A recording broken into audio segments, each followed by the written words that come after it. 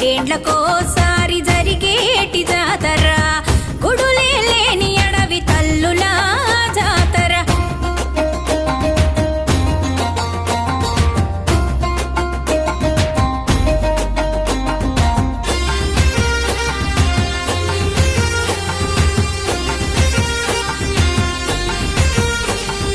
కరువుతో మేడారం తల్లడిల్లగా సమ్మక్క సారక్క దిగులు చెందిర్రి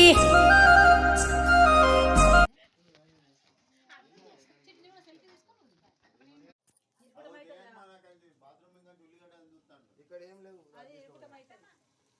కాదు అవుతుందా ఇరుకుటం కాదు అది ఇంత కూర అన్నమాట